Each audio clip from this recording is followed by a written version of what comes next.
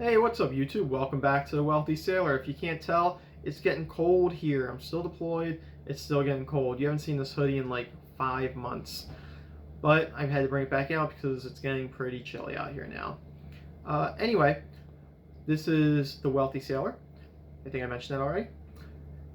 This is the channel where we talk about business, finance, budgeting, tracking, stuff like that. And you get to follow my track as I go through to achieve my goal of being worth $500,000 by the end of next year. I'm actually getting pretty close to it, but now the market's starting to go dip back down. I'm not happy about it, but we knew this was going to happen. If you watch the other videos, you know that I always think of the worst, and I've been kind of thinking that the market's going to go down for a little while now, and every time I predict it's going to go down, I'm wrong. But even if I'm prepared for it to go down and it goes up, that's good. If I'm predicting it's going to go up and then it unexpectedly goes down, that's usually when you end up losing money, and I'm not a fan of that. So what's this video about? Well, if you watch my other videos, you know I don't like using credit cards. In fact, I tell most people who are starting off new, don't worry about credit cards getting paid off, and don't worry about them yet, because I think people who try to build their credit by using credit cards at the same time are starting to budget and track. I think you over prioritize one or the other. What you need to do is budget and track first. Once you have that under control and you know you're not spending more than you make each month, then you can move on to a credit card.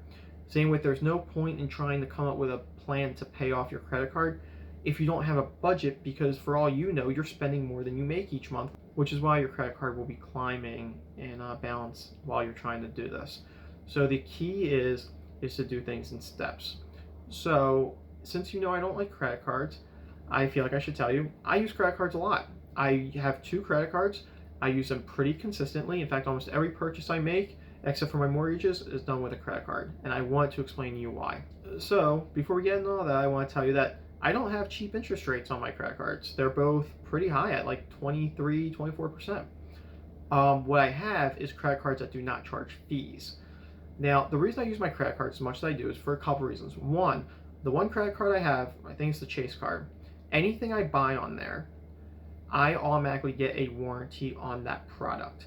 Also, if I get something shipped to my house, I also have a warranty or insurance on that shipping package automatically. Also, with rental cars, I automatically get driving insurance on the rental car. So these are some automatic features that I like that I get. And I use my credit card pretty consistently for purchases online so that I can get a lot of these extra things without having to pay for them. For example, I was just looking at a popcorn maker. Don't ask me why I want to get a popcorn maker. I like popcorn. Leave me alone about it. But I want to get a popcorn maker. So I was on Amazon looking at one. It's like $40, but then it's like $12 for the insurance for it. I'm like, well, I'm going to use this card, get the insurance for free. And then me, being the savvy guy I am, bragging a little bit, I then go onto my M1 Finance account, and I actually have a pie on there just for warranty stuff.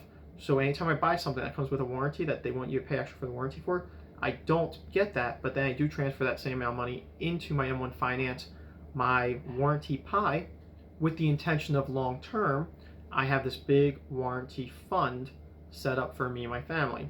It's actually something I just started playing with in the last couple months. So far, I'm pretty happy with it. I'm not really happy with using M1 Finance for the platform, but it is what it is. It's what I'm using for now, so I'll let you know how things go as it progresses. So besides all the free insurances and warranties that you get with a credit card, I also like how you get credit card protection. If I buy something with a debit card, I'm not really protected against that purchase. But if I buy something with a credit card, and let's say this actually happened to a friend of mine, she went and bought like $20 worth of gas, and she got charged for $200 worth of gas. Well, your credit card company will protect you from that purchase, but if you use a debit card, as soon as you type that PIN in, you're pretty much on the hook for everything. So I'm not a huge fan of that. I know it's not very likely, but it's still something that I try to keep minimal. It's just something I like credit cards for that debit cards and cash do not offer. Another reason, I didn't grow up on cash. Now, I grew up in Philadelphia, which kind of sucks, because in Philadelphia, a lot of restaurants and takeout places still only accept cash. I'm not sure why, it's just they do. Like, there's actually diners that to this day don't accept cash. And you know what they do have though? They have that ATM machine, that privately owned ATM machine in the corner that charges you like $6 for a withdrawal. And they're like, oh, go ahead, hit the ATM. It's like, well, no, I'm not paying $6 for this. I'm just not going to come back to your establishment. And it kind of sucks, but it is what it is. So Philadelphia has that, but I just stopped going to those places. I'm a millennial. I use my card for everything. Swipe it, swipe into everything. In fact, I think I was like 24 before the first time I went to a gas station and I actually had to go in and put cash on a pump. And that was like driving through Georgia. And I went to some small gas place. And yeah, I had to look out the window, figure out which pump my car was at because I never looked at the pump numbers before. And I'm like, I vaguely remember doing this with my mom when I was a kid, but I've never had to do it as an adult. But, you know, it is what it is, so I'm just a card-oriented person. And the last reason, probably most important, this is probably what everybody wanted me to talk about, is the reward points. The thing with the award points is that I like them. But, literally, it's not worth it if you pay any interest. For example, I earn on average about $100 per month in reward points. But if I was letting these balances roll over, I'd be paying like $50 a month just on interest. So if you're not the type person to pay off your complete balance every month, the reward points don't even come close to matching how much you'll spend in interest throughout the duration. I mean, I guess maybe if you only do it for 1 month, mathematically it'll make sense, but I would rather people not take that as a sign that they should do it because I think it's a bad idea. But the reward points do come in handy. I know when I travel, I use my Amex pretty much every time because I get the most rewards back. Now, the Amex itself has its own platform attached to the website where you can go shopping for like airline tickets and stuff like that, and you can use the points directly on there.